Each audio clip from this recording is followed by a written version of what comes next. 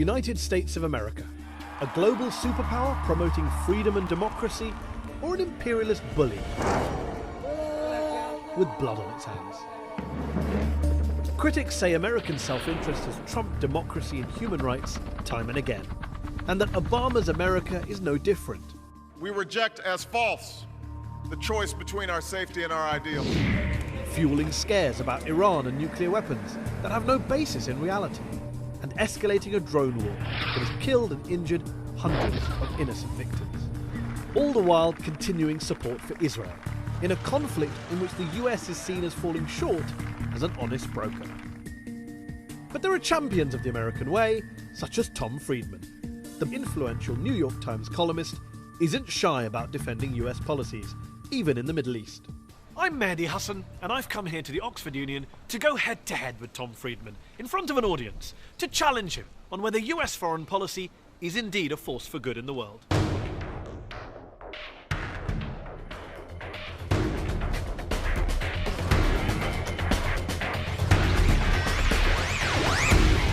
Ladies and gentlemen, please welcome the New York Times columnist, Tom Friedman.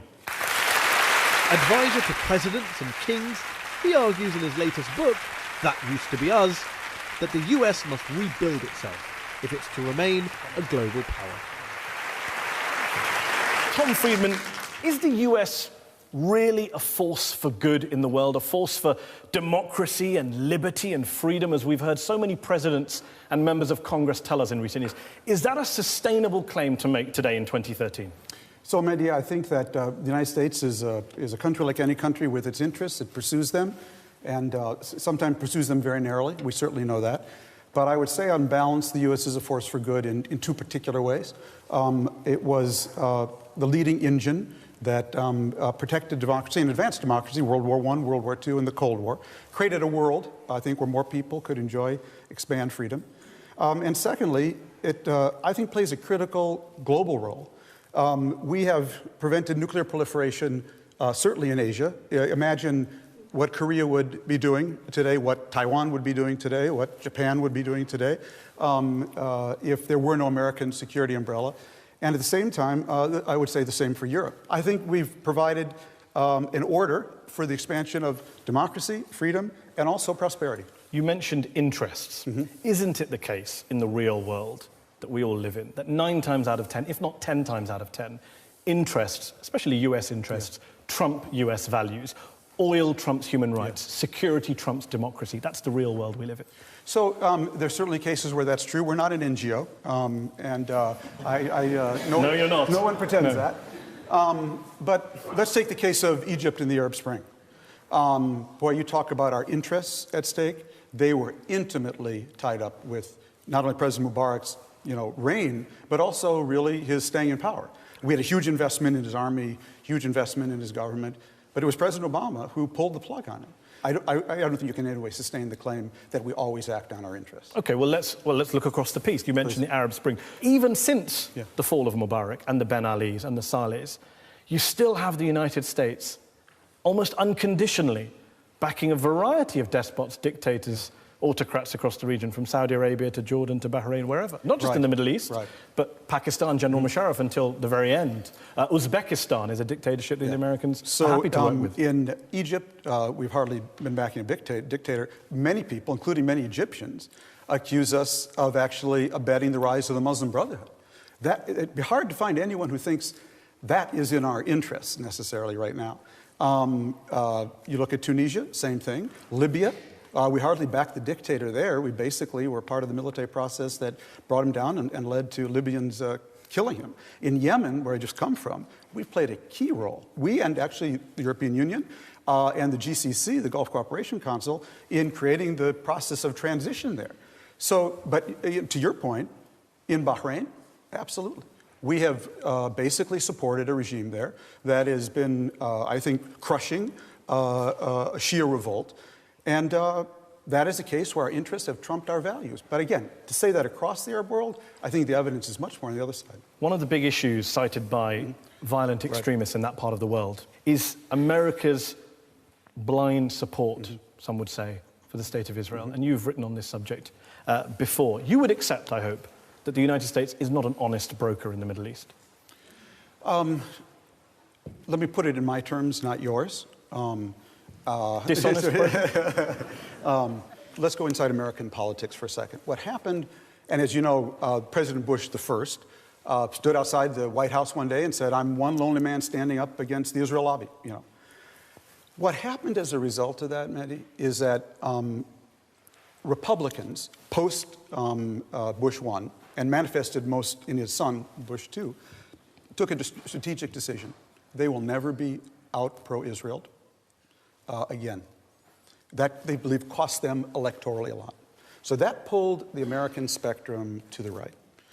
And it created an arms race with the Democrats over who could be more pro-Israel. Then we had the Citizens United case in the Supreme Court that basically said unlimited campaign donations. Now what that meant is it gave enormous power, I've written all this in my column, to the Israel lobby. Why? Because, Mehdi, if you and I are running for Congress from the same district, and I have AIPAC's stamp of approval and you don't, I will maybe have to make 3 phone calls, and I can raise my whole, I'm exaggerating, but I don't have to make many phone calls to get all the money I need to run against you. You will have to make 50,000 phone calls. So that pulled the whole spectrum to the right.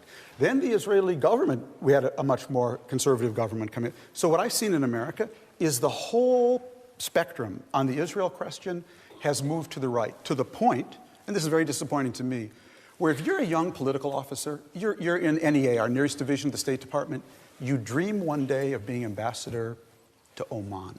Oh, I want to be ambassador to Oman, the car, the whole thing. You will not state publicly what is actually official U.S. policy, that Israeli settlements are an obstacle to peace. Now, when you go so many years where people won't even say publicly, what is the policy? It's inevitable that people perceive us, rightly, I mean, in many ways, not to be an honest broker. That's the key point. It's not a perception. Right. It's a fact. Yeah, there's what isn't understood by American diplomats today. We play a huge role in the Israeli cabinet. We need the prime minister to go to the cabinet and say, "I'd never do this myself." But the Americans, they broke my arm. They broke my arm. And what is sad to me about this moment is that the political lift it would take for an American Secretary of State now to really make progress in that part of the world is perceived by them as just too high in the current context, and that's a tragedy. Okay, I want to bring in our panel who are listening here. Seamus Milne is associate editor and columnist at The Guardian. He's reported from across the Middle East. His most recent book is The Revenge of History. Seamus, what do you make of what you're hearing from Tom? The United States' role in supporting the State of Israel and its occupation of the Palestinian territories, which has now gone on for 46 years, is a core part of the attitude towards the United States in the region. It's a key part of the reason for terrorism against the United States. And, the other point is what we were talking about earlier in relation to Tunisia and Egypt. The United States stood behind those dictatorships and those despots until it's absolutely impossible for it to do anything else. The United States only shifted when it was clear that the countries were shifting, and they tried to ride the tiger.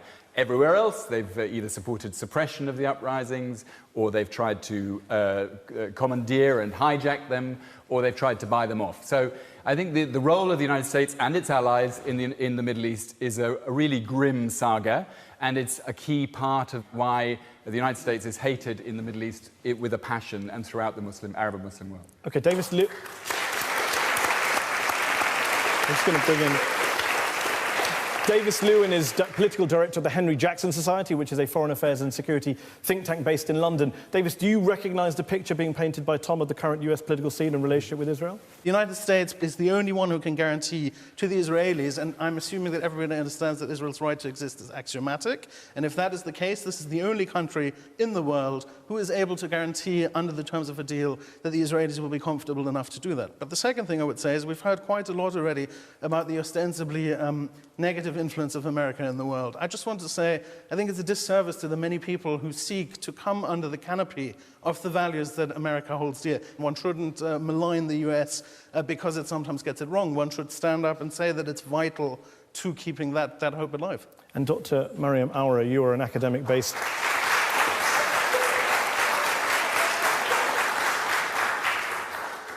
You're an academic based here at the University of Oxford and the University of Westminster. You teach cyber politics of the Middle East. What do you make of what you've heard so far?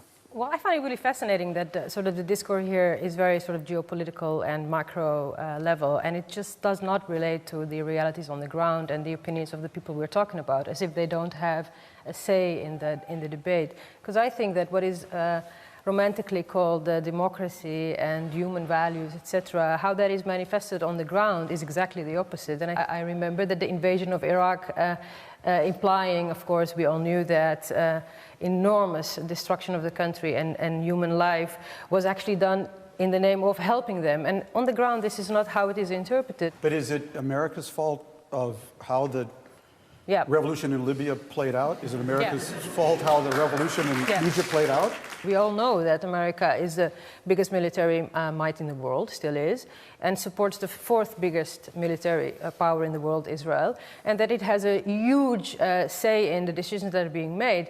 And yes, it is America's fault if we're going to make it very concrete. You said, what do the people want? What's the alternative? That's a common sort of a rhetoric question. Well, there are millions of alternatives on the ground, social movement, political alternatives, but the US has a track record, not just the US, also the British and other, of actually undermining, of actually helping those dictatorships to do away with those alternatives. Then we're going to move on. I mean, to suggest that we're all just a force for evil, and by the way, that the people there are just objects and we're the only subject, I disagree. I think that's what the whole Arab awakening was about. Was an incredible act of initiative by the people against these governments. And I don't think America has been particularly central afterwards. I want to move on to another subject. One last question on this, very briefly, is if you say that the settlements are a problem, they're an obstacle, and the Israeli political spectrum moves to the right, and yet the United States continues to dole out cash year after year after year, thereby underwriting the Israeli occupation, the United States is fundamentally, whether you want to call it directly or indirectly, responsible for that situation. Well, that particular policy is a source of, for me, great distress. As you know, I've written about that. At the same time, you know, it's not like we have a clear-cut Palestinian government right now. We have two-headed Palestinian government. It's fractured.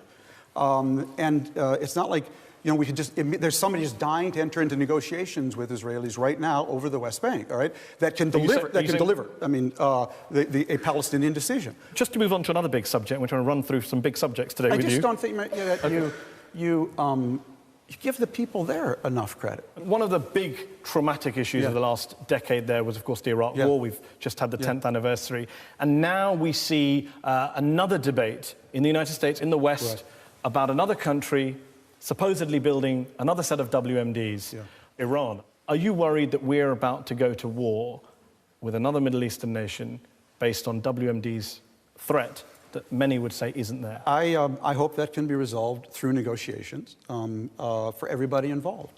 Iran says it just wants a peaceful civil nuclear program. I think we should put on a plan on the table, very clear, to say, do you want a civil nuclear program under the NPT, which you've signed, or do you want a nuclear weapon? If you want a civil nuclear program, here is a pathway to it. And here's the restrictions that would be imposed on it. Which is what? That you could not divert any of the reprocessed material to make a nuclear weapon. Which the IAEA says there's no evidence they have diverted any nuclear materials into a weapons program. Right, and let's hope that that is the case. And if that's the case, then I think they should have no problem agreeing to such a deal. But they would say that they have agreed. They have signed up to the NPT. The IAEA monitors are here. The US intelligence community is saying they're not building a nuclear weapon. And yet we have this 6-month timeline. We must do something now or we're all going to die. Right. You know, you look at Iran today, you know, this is a country, many Iranians, democracy advocates, claim brutally suppressed and killed and jailed thousands of Iranians, number one. Number two, this same Iranian government is now abetting the mass murder in Syria with its weapons and its allies by Bashar Assad of his own people. Is that a government you'd like to see have a nuclear weapon? No. But I wouldn't want any country in the Middle East to have a nuclear weapon. We, of course, know there is a country with nuclear weapons, which the US says very little about. Right, so the answer to the fact that Israel has nuclear weapons should be more proliferation? No. I don't think so. No, I think Israel should be asked to comply with international law as well. If you look at Iran and you're an Iranian who has a memory of the US government helping topple the Mossadegh-elected government in the 50s, backing the tyrannical rule of the Shah in the 60s and 70s, supporting Saddam Hussein's murderous war against Iran in the 80s, and now we have these economic sanctions which are really hitting the civilian population more than the regime. You'd be pretty anti-American, wouldn't you? Absolutely, I think, but what is striking about Iran and polls have indicated this. Iran was the one Middle East country that after 9/11 had candlelight vigils. This gets to your first point, in honor of and in memory of, in solidarity with the people of New York and Washington after 9/11. And why is that? It's because the Iranians did not blame us for their own governments. They did not blame us for the government repressing them. The reason in many of these other countries there was no such expression of solidarity, in fact, there was just the opposite, is because we were perceived as backing the very people keeping the people there down. And so, I'm a big supporter of the Green Revolution. I hope it goes forward. I think Iran is a country of enormous potential. Okay. Seamus, very briefly, Tom says he wants a negotiated solution. Most people say they want a negotiated solution. Do you think we're going to get a negotiated solution in Iran, or are you worried about another war in the Middle East? I think the quarrel of the United States with Iran is not primarily about its nuclear program, but about its role in the region. It's the only state in the Middle East which remains fully independent. And I think that's what the real quarrel is about. I think it's the fact that Iran has supported Hamas and Hezbollah in Lebanon, and has obviously stood behind the Syrian government both before and during this uprising. Davis, what do you think of a negotiated solution led by the United States vis-à-vis Iran? It's deeply dispiriting to sit in a university in a democratic country and hear this conversation framed as if it was us that's on trial and not the Iranian regime.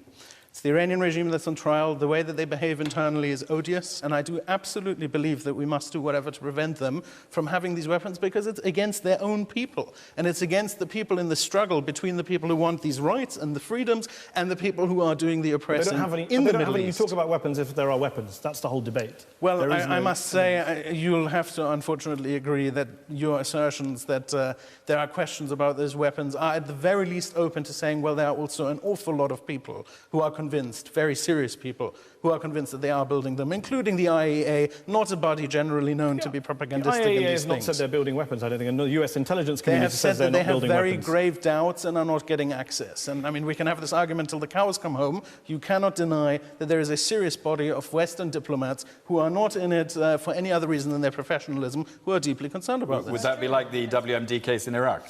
Well, that's a cheap shot to take, I'm afraid, because the reality is Iraq did not build secret nuclear facilities into the side of a mountain in the way that the Iranians have. One thing, if I could make to Seamus' point, which is that, I think to say that Iran's the only power in the region standing in the way of American hegemony or its interest, I would say there's certain cases where that's true, but let's just look across the board. Iran right now is supporting Hezbollah in Lebanon, and it's certainly on the side of repressing the Syrian people right now. That's where Iran is at. Where we are at is we're now supporting a Muslim Brotherhood government in Egypt. We're supporting the Libyan frail democracy. We're supporting the transition movement in Yemen, and we're supporting on Syria, we've obviously taken a huge diplomatic position. We're sending humanitarian aid. I don't think it's quite fair to say we're just standing in the way of a kind of benign Iranian initiative in the Middle East. That's all I want to make a point. Let's move to another part of the world. Pakistan, Yemen, Somalia. Is it time for President Obama to call off his drone war?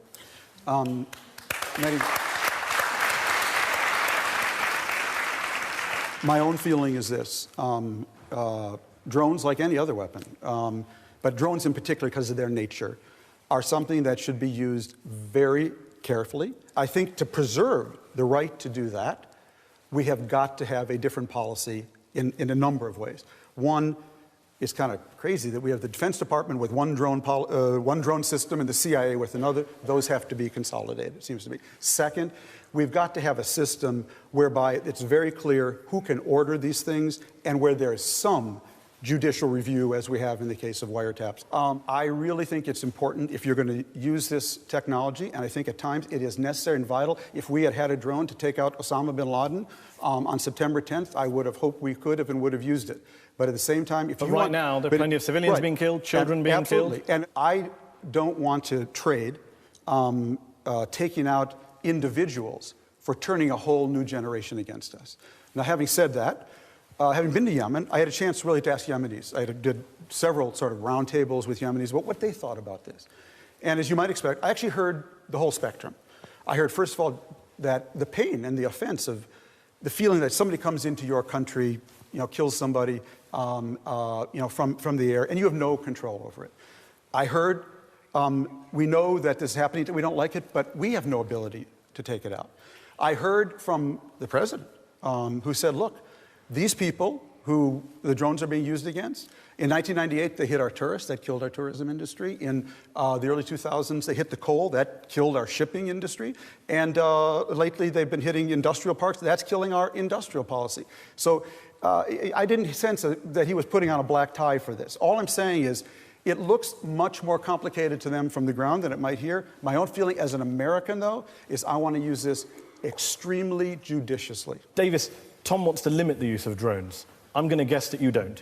The question is, what are the alternatives for the Americans? If you accept that there is some kind of conflict going on that is causing deaths on the American side, and if you accept that they have been reasonably successful in curtailing that since 9/11, if you don't use the drones in Pakistan, where we know that these people are hiding out, what are the alternatives? Mariam, are you critical of the drones? Very critical, and I think this question is a bit strange. The alternative is to not wage war. Why is this a dilemma? What is the alternative? But they're being attacked. To say post 9/11 to say do not wage war. Sure, but there have been many 9/11s in the region and in other parts of the world. We have never discussed the impact of the other 9/11s that are invisible and never mentioned in these terms. It's a very biased, one-dimensional way of looking at it, which shows again that there is this extremely arrogant vision of history and society you're portraying here, that the United States or whatever Western power is a kind of police officer, and that's not the case. Let me ask Tom this. President Obama has increased drone strikes, I think, by 5 times more than George W. Bush. He surged troops into Afghanistan. He waged war against Libya, whether we agree with that war or not, without congressional approval. He tried to keep troops in Iraq, even after the deadline for departure, and was rejected by the Iraqi government. Did he deserve his Nobel Peace Prize?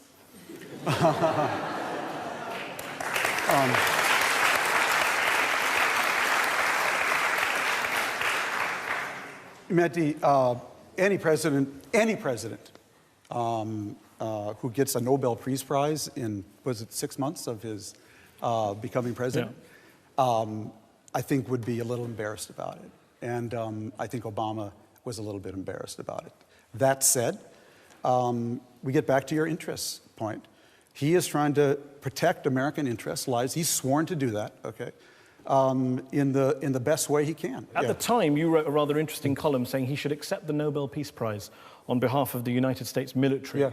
How do you think people who were on the receiving end of the United States military in Abu Ghraib or Haditha or Mehmodia, how do you think they felt about that?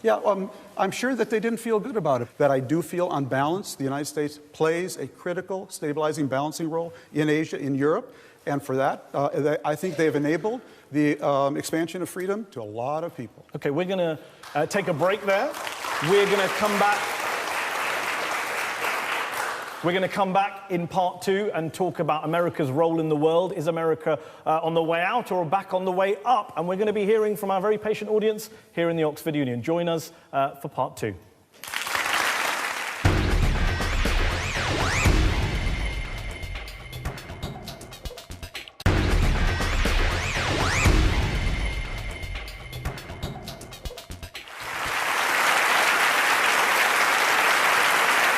Welcome back to Head on Al Jazeera. We're talking about America's role in the world with one of America's leading foreign policy commentators, Tom Friedman. Tom, we've been talking about Iran and Palestine and all of the challenges that America faces, especially in the Middle East.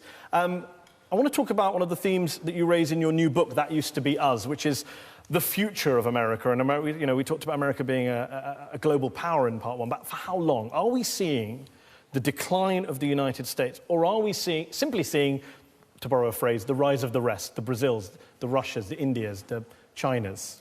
America's in the worst sort of decline, I would argue, a slow decline, just slow enough for us not to stop the political bickering and infighting and actually come together to do the things we need to do to arrest that. Now, what is that? America became the richest and most powerful country in the world because it actually had the greatest public-private partnership of any country.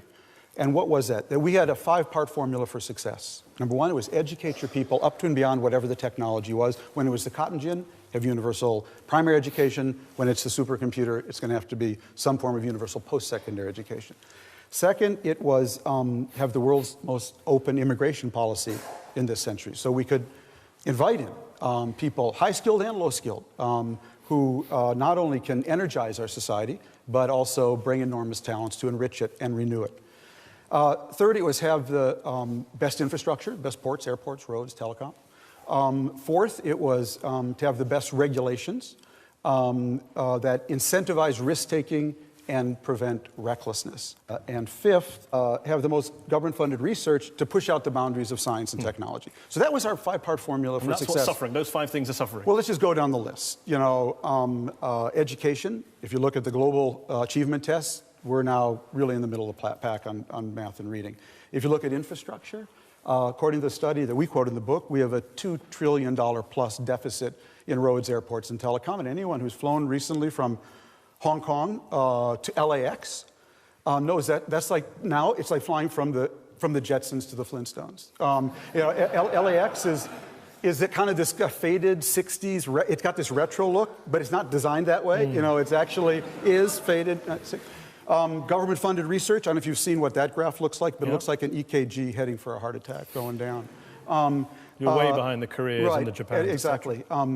Immigration, we see the fight we're having now in immigration, and rules and regulations. How did you like that subprime crisis? Yeah, so, I'll come back to the subprime crisis. Just on the 5 conditions. Reading your book, and it's co-authored with Michael Mandelbaum, US academic, you guys are very patriotic. There's a lot of chest beating. You actually say at one stage, we're 4th of July guys. And what's interesting is you use this phrase, the 5 conditions, you call it a uniquely American formula. What I don't get is when you talk about R&D, and we see the Koreas and the Japans are ahead of you, infrastructure, the Swedens and Germanys are ahead of you. You know, on all these issues, Finland and Canada beat you on education. Why is it that this is a uniquely American formula? I don't think it is uniquely American anymore, and I think that's a wonderful thing. All we're saying to Americans is that we've done this before. We have this within us. The country that used to be us. We can do this again. Isn't the real problem with the United States right now is that the economic model that much of the growth and prosperity was based on, that people like yourself in the 90s were trumpeting and cheerleading for, is basically bust, broken. It doesn't work anymore. It's not sustainable. Gosh, that's not a conclusion I would draw. Sure, a lot of people opting in the world for free markets. Free markets, but the kind of turbo, finance-led, turbo-capitalist model. There's no question. What happened, with the argument we make in the book, is that basically what happened, why we started to go into decline, is we stopped investing in the formula. What did we do instead? We did a massive injection of credit to the society. We gave everyone a credit card.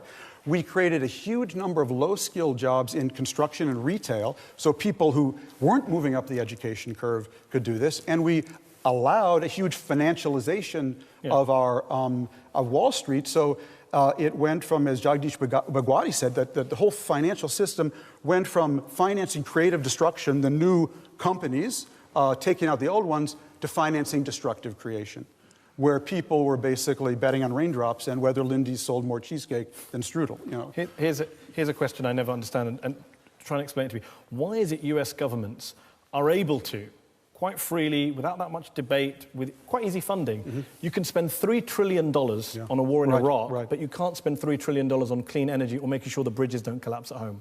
9/11 was a shock to our system. And that allowed an open check in a lot of different directions. The U.S. defense budget was massive way before 9/11. Yeah, but it got a lot more massive, okay, after 9/11. I think it has to do with how our campaigns are funded today, what the priorities are, what people can run on and what they can't. And I mean, we just had a campaign where both men ran as I'm not Mitt Romney. Okay, I mean, Obama ran as I'm not Mitt Romney, and Romney ran as I'm not Mitt Romney. So, you know, and it was a successful campaign, I'm not Mitt Romney campaign. How do you expect to rebuild our formula for success when that's the campaign you have? Before we go to our audience, let me bring in our panel. Seamus, is the United States, in your view, you've been a critic of United States foreign policy for many years now. Do you believe it's in an irreversible decline? Yeah, I think as an unprecedented imperial global power, it clearly is in irreversible global decline. And I think that's obviously a positive thing. I mean, there is...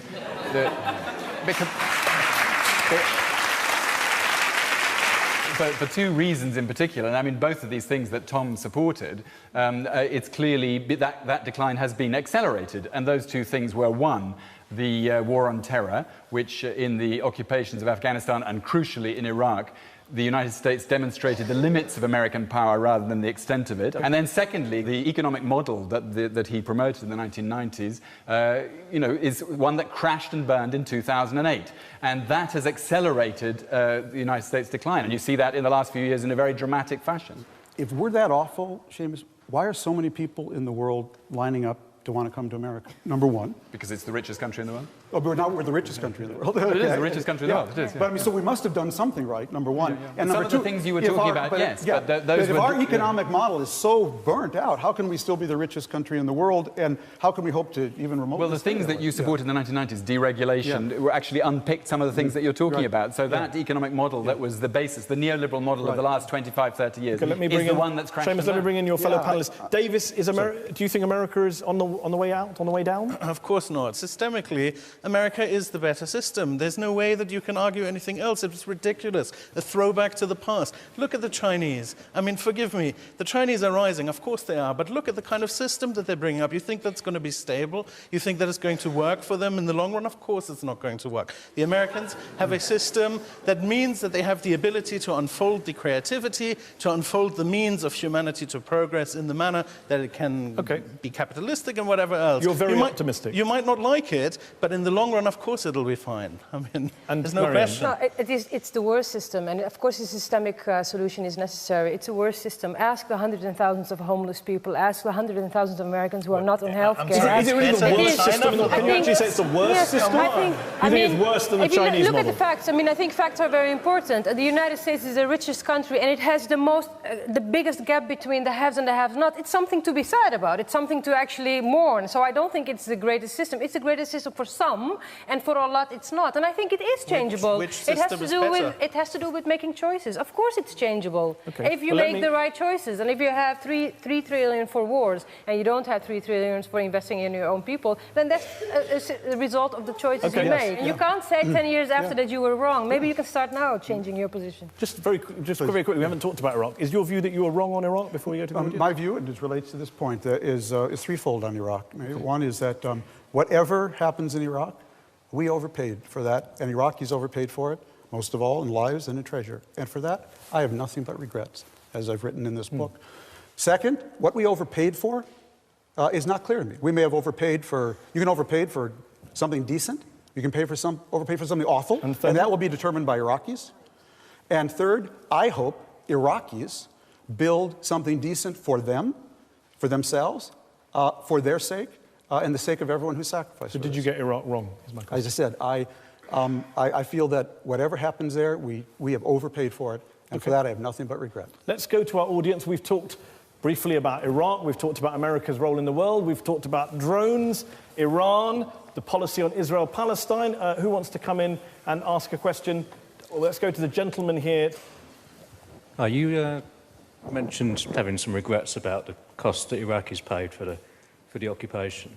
Here's something you said 10 years ago. You were being interviewed by Charlie Rose.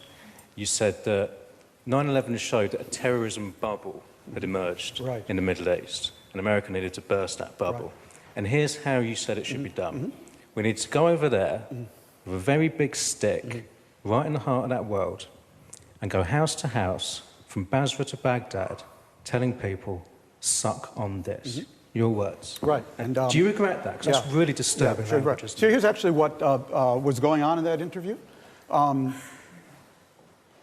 First of all, terrible choice of words. No question. That interview was actually done, I believe, about 6 months. I don't know if you have the data, after the war started. Here's what was going on in that interview. Charlie asked me about the war, and I said, now that we're 6 months into this, I now understand a lot more about what happened. There were 4 wars in Iraq. I said, the right war, the real war, the moral war, and the wrong war. The wrong war was WMD. There was none, and I was not supportive of the war for WMD. The moral war was a genocidal regime. The right war, in my view, was the war for democracy. The real war, I was saying, I understood was people saying exactly how I framed it. So I was looking back 6 months after, and I was saying people who thought we needed to go in there for deterrence, that was the reason. But to your question, absolutely. Shouldn't have spoken that way, and wish I hadn't. Hi. I think your equivocation on Iran's nuclear program and U.S. policy on it is a perfect reflection of complete irrationality on the U.S.'s part, which hinders any kind of real possibility for relations, anything short of war, probably. And, these sanctions that you referred to are making any possibility of anything like the 2009 Green Movement impossible for the Iranian people. What is it going to take for the U.S. to have a realistic approach to Iran? I'm not a spokesman for the White House in this because I have my own approach, which I think we should be taking the initiative by putting a very clear plan on the table. That said, I think the Obama administration would tell you they have engaged, they sent messages, public, private, and I think to just suggest that it's all on America's part and the Iranian regime might have some interest in keeping a hostile relationship with the United States or keeping some of its, in order to keep its people down, also might be a play here. Given that the sanctions on Iraq, we now looking back know, caused untold human misery and actually entrenched Saddam in power by destroying the middle class, aren't you worried the same thing will happen in Iran with sanctions? Absolutely. And that's why I hope we can find a negotiated settlement. I think that I have no doubt that the sanctions undermine another green movement, but maybe that's what the government there wants. Okay, let's take some more questions for the audience. You recently described the Boston bombings as manifesting a kind of sick madness because of the way in which the bombers targeted innocent civilians, people whom you described as having nothing to do with the wars in Iraq and Afghanistan that motivated the bombings. I was just wondering how you reconcile that attitude with what you said about the Kosovo intervention in 1999. You advocated the use of what you called less than surgical strikes, i.e. strikes that are not aimed at military targets, and unreasonable bombing, which sounds a lot like disproportionate force. So I was wondering what your position is on the permissibility. Is there a disconnect between your views on terrorism and your own views on fighting wars? I'm sure there's a disconnect, but there's a completely different context, I would argue, in these two situations. One was, the argument was in order to bring the war there to a very quick end against a vicious tyrant in Serbia. But on the first point, the point I was making was this. I lived in the, I'm Jewish, not a secret. I lived in the Arab world, Arab Muslim world, for 5 years at a really critical time in Beirut, on and off for 5 years, 1979 to 1984. I was the Jewish correspondent for the New York Times. And I'm here today to tell that story, okay? What do I mean by that? I am deeply aware of the deep strain of tolerance within Islam. I have said on numerous occasions, if all the Jews in the world had not in the diaspora gone to Europe or to Germany, but lived in the Ottoman Empire, there'd be 6 million more Jews alive today. I really believe that. And because of that, it pains me to see people using this religion of tolerance, which I've lived and experienced in my own life, to simply justify any anger in their lives in order to go out and perpetrate something like that attack. It's such an insult to Islam and to other Muslims to say, I was upset about this, so I thought I could just do that. And I don't think we should take that connection. You've written a lot of columns on a lot of wars, and people say to you, in Yugoslavia, you said hit the bridges. In Iraq, you said hit the power stations. When Lebanon was being bombed, you said exact a price on the civilian population who were backing Hezbollah. People say that sounds a lot like the language of terrorism. Hitting civilian targets deliberately. I can certainly...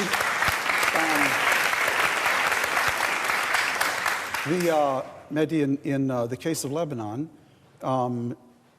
Israel was dealing with an enemy, Hezbollah.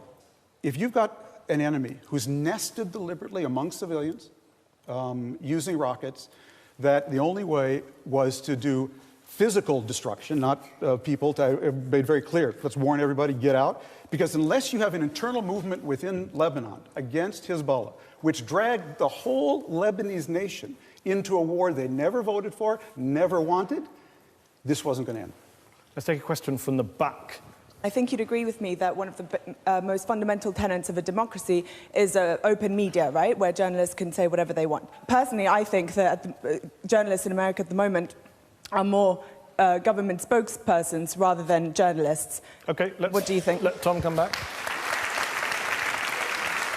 Most of what you know about bad things we've done came from journalism, okay? That kind of, yeah. 100% agree with you, but would you not accept that there's any self-censorship amongst leading journalists, especially in context of security issues? Dan rather famously said that after 9/11 we practiced self-censorship because patriotism had run amok. That was a legitimate point by him. There's no doubt that there have been moments of that, but in the world we live in now with Huffington Post or with so many citizens journalists able to break in, drive stories, I just think these kind of broad generalizations are deeply unfair. Okay. I said we'll go to that gentleman there. Hi, Tom. I think in comparison to some of your writing and some of the things you've said in the past, you've been very, very slippery today and very Machiavellian in your answers, so I'd like to commend you on that. Okay, thank you. I also have a question. I also do have a question. You've been very honest with regards to your opinions on drone strikes.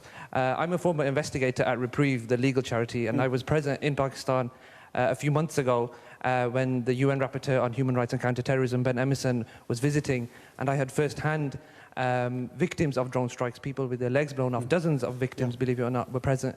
And, you know, they said simply that the drone strikes are illegal and against Pakistan's sovereignty. Can you foresee a scenario where the CIA, not exactly an organization with an esteemed reputation, would be as studious as you advocate? It's a very good question, and here's what I think is going to happen. I think you're going to see U.S. policy change on drones in a pretty substantial way, and very soon. And it's not only because of the really critical point you raise, we're killing people and injuring people we shouldn't be, and it's then blowing up against us. So I really think it's going to change. Okay, let's take some more questions. The lady here to my right. I think that a lot of observers in the world kind of are justifiably frustrated by the fact that America has a lot of subtle interventions in the Middle East, whether it be via IMF policies or ideological interventions, and it's hard to even pinpoint what exactly American influence is. And as an American citizen, I'm curious, you know, how can America be more accountable in the future? It's a good question. Good question. Why am I here today? I'm here because I think when you get the megaphone I have, every once in a while, you really should give people a shot to have their question, okay? And whether I've satisfied you with my answers or not, I'm here today because I really believe that. And I do this regularly when I'm in the Middle East because, A, I want to hear people's voices, I want to hear their questions, I want to test whether I have the answers or don't. One of the things that I always objected to about, say, Dick Cheney, is they were very good at making pronouncements and whatnot, but they never put themselves in a room with young Arabs and Muslims. I happen to believe that listening is the key to life. Listening is a sign of respect. Okay, and if you just listen to people and give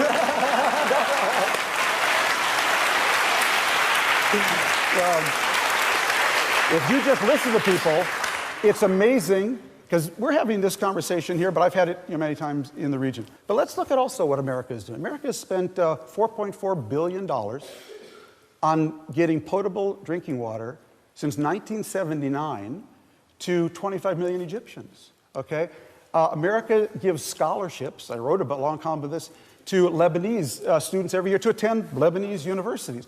We do a lot of bad things, but we're doing a lot of other things too, and we deserve credit for that. Well, on that note, on the deserves credit, who here thinks America gets a bad rap? Because we have a lot of criticism of America. Let's see who would like to come in and make a point in America's favour, in American foreign policy's favour. Yeah, so not directly relating to American foreign policy, but I noticed Mehdi was saying you've got the rise of the rest, you've got the BRICS, this means the American way is kind of over. But if you look at it, you've got Brazil, which is a market-driven democracy pretty much. Russia, you know, okay, it's a dictatorship, but it's not a communist one spanning half the globe. You've got India, which is a democratic sort of market-driven economy. You've got China, it's entering the capitalist system. So even though America's taking a smaller share of a bigger pie, isn't it a more American pie? Forgive the expression. You mean American pie? You mean that it's done in an American way, you mean? So I mean, surely America is less of a major force in the world, like less of a share of the economy, but aren't the emerging powers more American in some respects? Yes.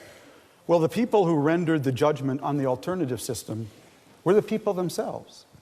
It was people living under communism and socialism that decided they didn't want to live that way. They wanted an alternative system. Is capitalism perfect? No. Is globalization, only a comforting phenomenon? No. And it does increase income inequality. But what it also does, it's lifting the bottom. Okay, it's true. The gap between the bottom and the top grows higher. But how many hundreds of millions of people have come out of poverty in the last decade as a result of moving away from planned economies and engaging in global trade? The gentleman here has been waiting for a while. I just wanted to scrutinise the issue of democracy, because democracy is central to the whole American claim of superiority. If you look at the apparatus of democracy promotion, you see it's dominated by the resources and the representatives of transnational corporations. Now, the question is not, is the US a force for good in the world? It's, is it good that America, the American political system, the American media has been captured by a small class interest that has a very different understanding of democracy, a very limited understanding, and seeks to suppress that and suppress popular demand for real democracy and justice. Even if that were true, Matthew works for the Huffington Post. Came out of nowhere, basically, to have as many hits or more as the New York Times. I have no idea. More. Okay, more. But who's counting? Okay, so the idea that there's a tiny elite, controlling Mehdi, I don't think so. I don't think that's what's going on. I think it's just the opposite. I think these technologies have been incredibly democratized. Tom, earlier you were saying that thanks to the Citizens United decision, corporations were funneling unlimited amounts of money into the political system and destroying the US political system. Now you're saying they're not so bad. No, wait a minute, that was not the answer. He was talking about media, okay? He was relating to the power of corporations. No question. I mean, look, if you're looking for perfect, don't come knocking on. If you're looking for the best, given all the other alternatives, I'll still take the United States of America. And on that note, I'm going to say thank you very much to Tom Friedman for joining us tonight. I'm going to thank all of you in the Oxford Union for coming here to debate so many issues in so little time. I want to thank all of you at home for watching. We will be back next week here in the Oxford Union for another edition of Head to Head on Al Jazeera. Thank you. Good night. Thank you.